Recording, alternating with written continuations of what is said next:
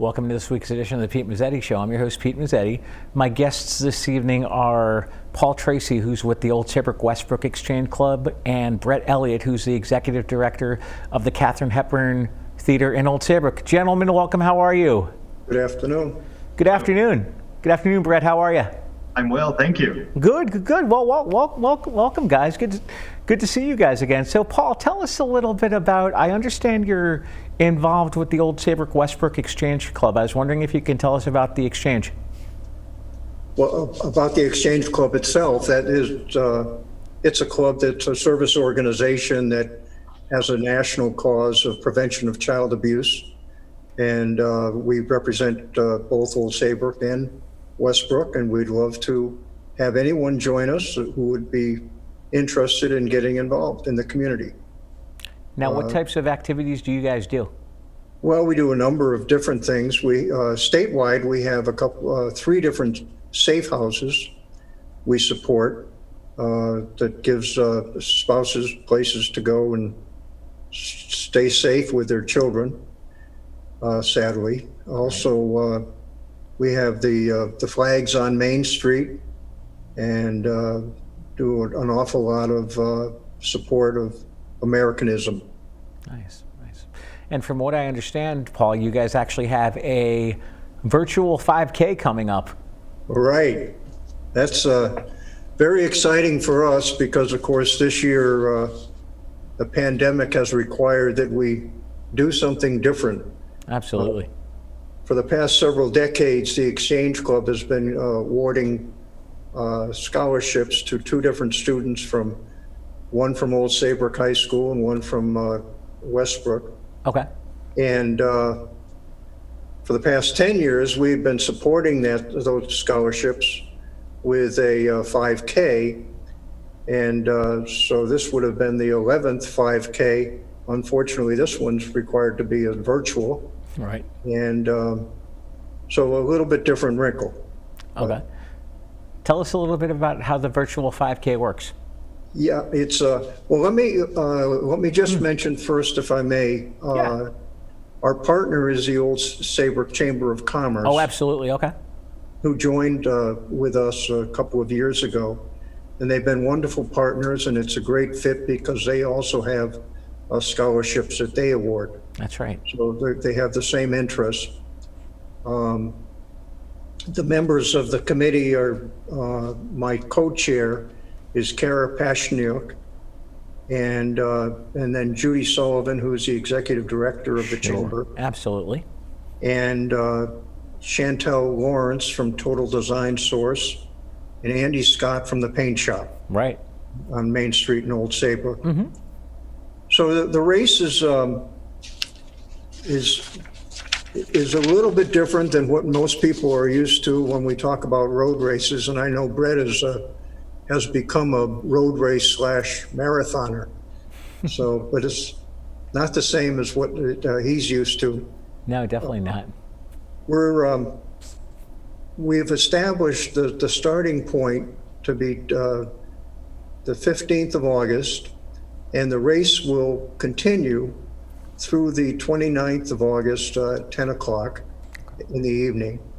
There are 5 divisions, starting with 1 mile, then 5K, 10K, 13.1 miles, and 26.2 miles. And again, remember that we've got 2 weeks to complete this. So, if you want to be really ambitious, you could schedule your time so that you could do a couple of miles a day and say you actually completed a marathon. Absolutely. After the end of 2 weeks. Exactly. Yeah. So then the next step, of course, would be to have you record your results. Okay. And of course, you can do that with a watch or a phone. Mm-hmm. And then go into the website, and I'll give you the access to the site in a moment. Sure. But go into the website, and when you're in the website, go into your profile, and then click on results, and you can enter your results. Oh, nice. So, yeah, that's basically it. Okay. It's very simple. I should mention that we're going to have, because everybody is, of course, going to be running different courses on their own and in their own time. The results are just for fun. Right. And personal accomplishment, especially if you decide to do 2 miles a day and complete a marathon, you can claim to have completed a virtual marathon. Exactly. If you do go into the site and post your results, you'll then become eligible to receive a whole bunch of very attractive awards. Okay. Starting with 2 Sennheiser Amio Smart headsets. I happen to have a set of these, and they are spectacular. Are they? That Sennheiser is a wonderful company, German-based company, and the quality is top-notch. We use it at the Cape in a number of different areas. Oh, nice. Besides that, we also have gift certificates from the Saybrook Point Inn and the Sound Runner, which is on Main Street. Yep. And so we have several gift certificates, and all of these will be drawn, and you have a chance, if you've entered your results, of winning something. Absolutely. I also should mention that we've got 250 hats that we'll give out to the first 250 registrants. Okay. So first come, first serve. Nice, nice. And what's that website? That website, you just go into your browser, type 11th Annual Saybrook Point Virtual 5K. Okay. And I use Google, and you'll find that there's a run sign-up site, and just follow what it tells you to do. The cost is $25. There's also a donation button, and we'd certainly appreciate that if you hit the button, if you'd like to give a little bit more to support these scholarships. Absolutely. So, Paul, one of the other fun things that people don't know about Paul Tracey is Paul's also involved with the Katharine Hepburn Cultural Center. So we're also going to bring in Brett Elliott for this part of the show as well. So Brett, welcome. How are you? I'm well, or as well as I can be. I know. It's closed for so long, but it's strange. I've got a whole studio to myself tonight. It's like it's just me sitting here. It's like me sitting here all by myself. I've got nobody in studio tonight. So Brett, tell us a little bit about yourself and how long you've been involved with the Cape. Sure. I've been at the Cape for about 5.5 years now. I came at the end of 2014 as the interim director and took over as the executive director the following April. I was the second executive director here, following Chuck Still, who was the founding executive director. Nice. You like it? Yeah. Indeed. Normally, it's a very, very busy place. Very, very busy place. Right. Except right now, it's a very, very quiet place. It's because there's nothing going on. So we have, at this point, from when we closed, which would have been March 13th, was the first day we didn't have a show, through what is it now? August. We postponed or rescheduled or canceled 175 events. Wow. It kind of makes you realize just how busy we are during the year, particularly in the summer, because in the summer we pretty much have a show every day with our including our Movie Monday series. Absolutely. Which, none of that got to happen this year. So. No. That the last week of July, first week of August for 2019 had 11 events that week, and this year we had 0. Wow. It's a big change. Oh, absolutely. But I'm pretty certain we'll be coming back strong at some point. We just have to get this nationwide issue we've got going on, or global issue we've got going on, under control. And absolutely. moving things forward, and we're thinking about what things will happen in 2021 and sort of mapping the future. And we're looking forward to getting back to what we do, because we don't like it to be so quiet. No. I'm sure it's a different. I'm sure for you guys at the Cape, it's a whole different aspect of things, because you get, like you said, you guys are usually a very busy venue, but things are extremely quiet because of the pandemic and what's going on. Indeed. We've had a few things like the Kate's Camp for kids and movies Brett can tell us about. Sure. So our signature program, Kate's Camp for Kids, which typically sees 35 students with us each week for, and then there's 5 sessions, so 5 weeks. This year we only got to have 20 kids per week under the state guidelines. It's been revised somewhere in, but we had 20 kids for each week. And we ran all 5 weeks. It ended the end of last week, and we had some really great campers, and it was a really great experience for all of them. It was certainly a reimagined camp, as we, singing is not a thing you want to do a lot of right now, or, acting and being near each other on stage is a challenge, but right. Our Rockstar staff really rethought everything that they could and made it the absolute best experience they could for those 95 5 to 10-year-olds that participated in camp. So it was a really great experience, and it was nice to have the activity in the building. Very cool, very cool. And Paul, from what I understand, you're on the board of directors for the Cape? I am. I'm the president of the board. I've got that honor. Oh, nice. And, boy, it was a lot of fun until a few months ago. Now, what exactly do you do as president of the board? Well, I do an awful lot in terms of just overlooking the different functions, the different committees. Right. And we do governance and invite people on to serve on the board. We have 22 members on the board. Oh, wow. Now, and many wonderful, prominent people who love the community and want to do their share. Exactly. And it's a great way to do it. I should also mention, besides the 22 board members, we have nearly 200 volunteers. Ooh. Without whom I don't know how we could do it. Right. So, well over 200, including both groups. So there's a lot going on to enable us to have as many performances as we have normally under normal circumstances. And by me looking at my notes and by me going back past my memory, you guys also usually do an event in the summer or the early fall, as far as a gala or some sort of big event. How's that going, and has that been affected?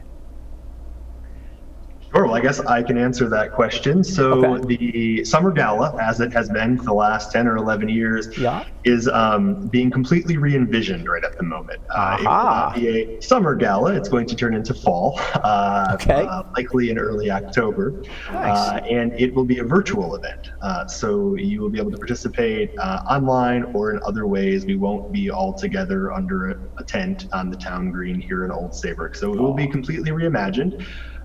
We will have the presentation of the Spirit of Katharine Hepburn Award. This is the 5th year for that as well. I can't quite give away who that recipient is yet, but we're very close to announcing that. So we encourage everyone to keep an eye out to our newsletters to learn who the Spirit of Katharine Hepburn Award recipient will be. Okay.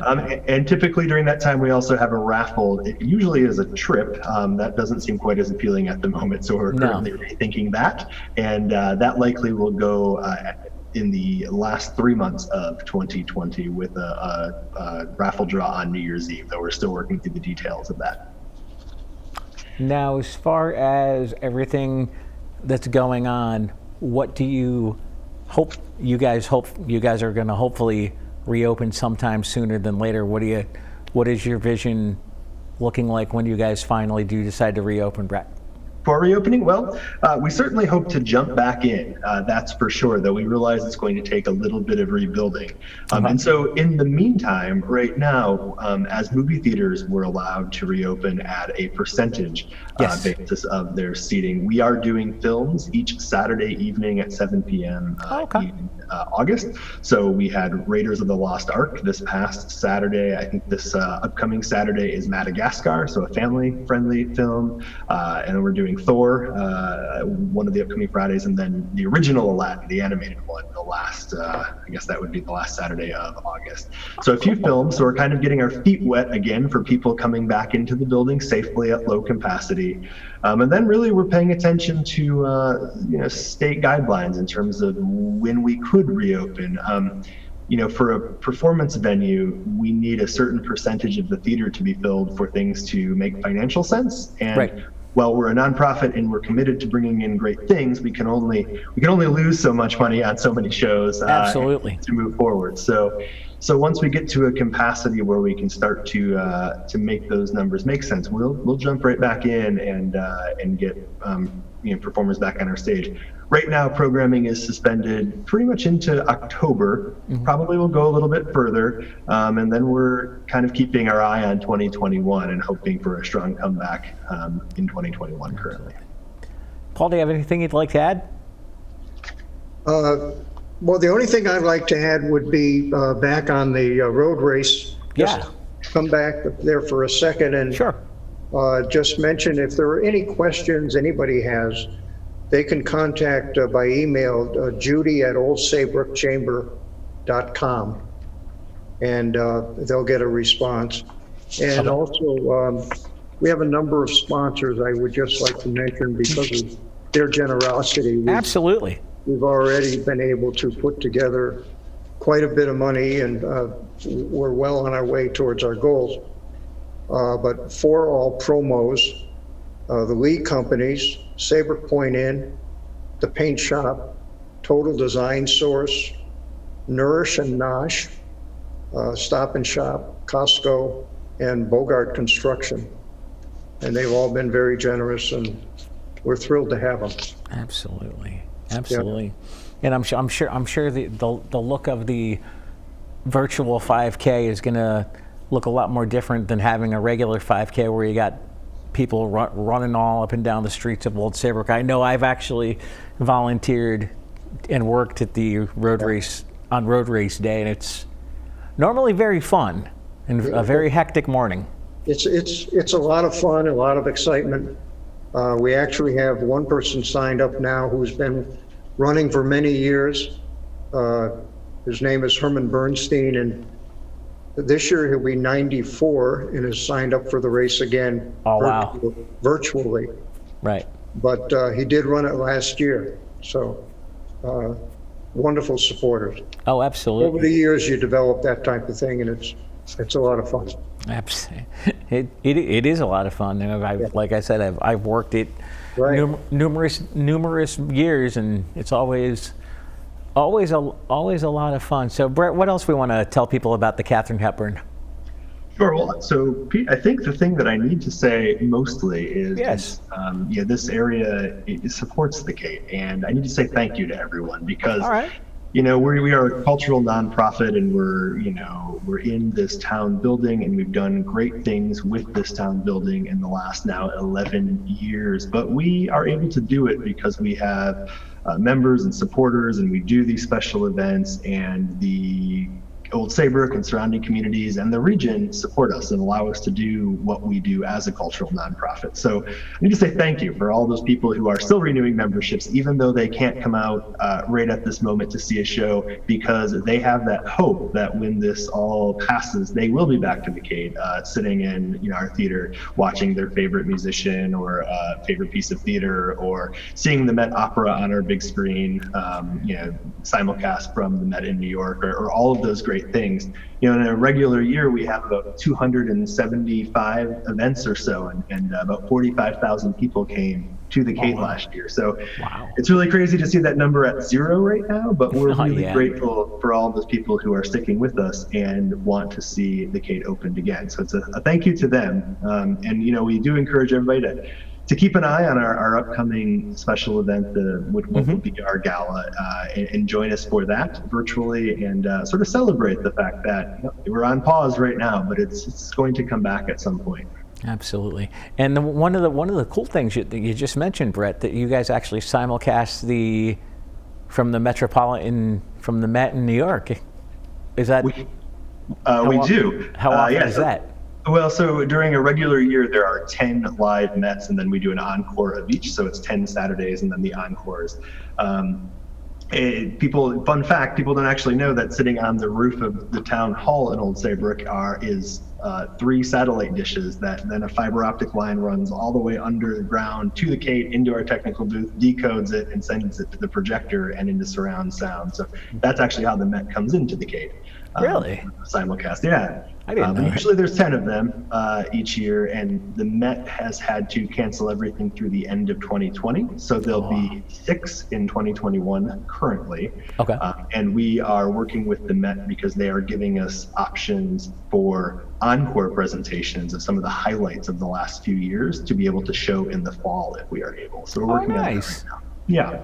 Very nice. Wow. And we're still going to try to do some Kate classic movies and some other film content based on the idea that as a movie theater we were able to open. So we're testing that out slowly, and who knows, maybe there'll be an outdoor show or something we'll try in the fall. We're always kind of thinking about things, but logistics always get in the way. So we're working through a lot of ideas right now to see what we can make possible, because as a bottom line, we want to see people again. We want to see them enjoying arts and culture in the Kate or around the Kate or near the Kate, or because the Kate made it happen.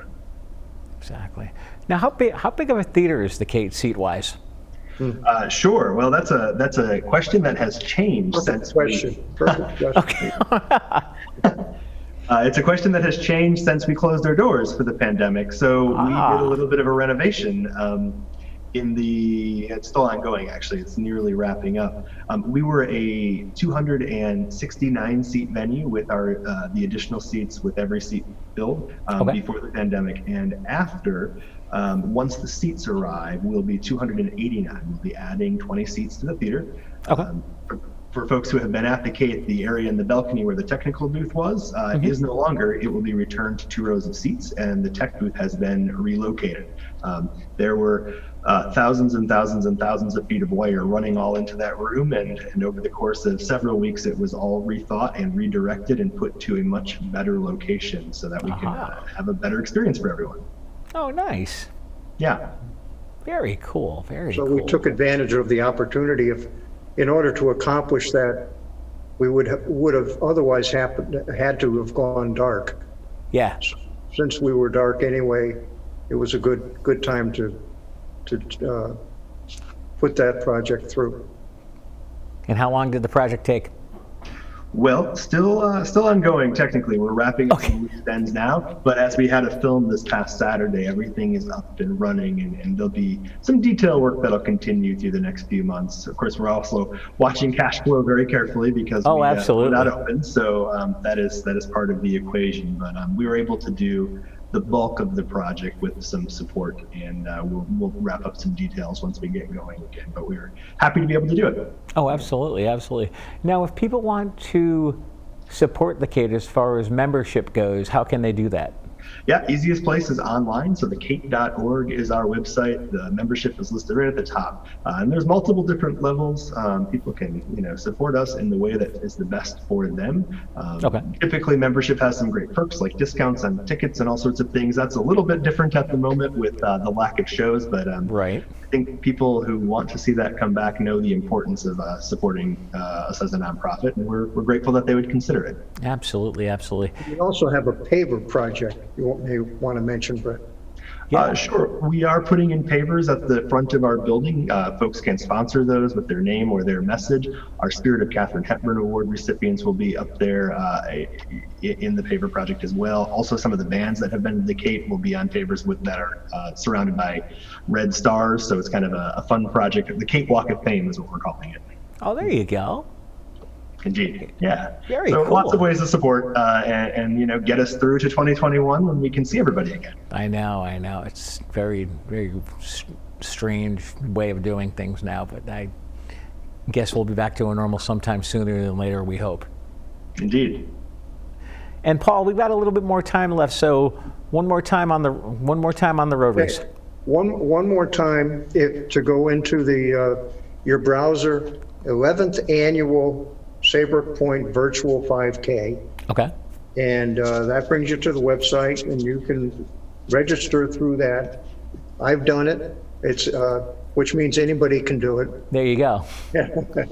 And again, there's a donate button there, or if you're a company, if you would like to become a sponsor, you can also contact that email address that I mentioned, Judy at, Judy at the chamber, oldsaybrookchamber.com. Okay. Okay. And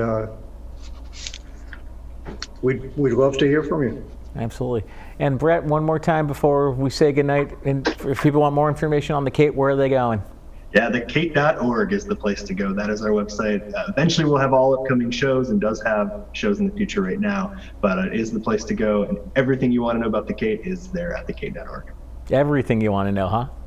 Well, almost everything, I suppose. Oh my God. Yeah, hopefully you guys are gonna be on again with me soon. Maybe one of these days we'll do this actually in person. That would be great. That would be fun. So before we say goodnight, I actually want to thank you guys for coming on. Paul Tracey from the Old Saybrook Westbrook Exchange Club, who's president of the board of directors for the Katharine Hepburn. Thanks for coming down, Paul. Thank you for having us. And Brett Elliott, the executive director of the Kate. Thanks for coming down, Brett. Thanks so much for having me as well. No problem. On behalf of Paul and Brett, I'm Pete Mezzetti. Thanks, and we'll see you next time.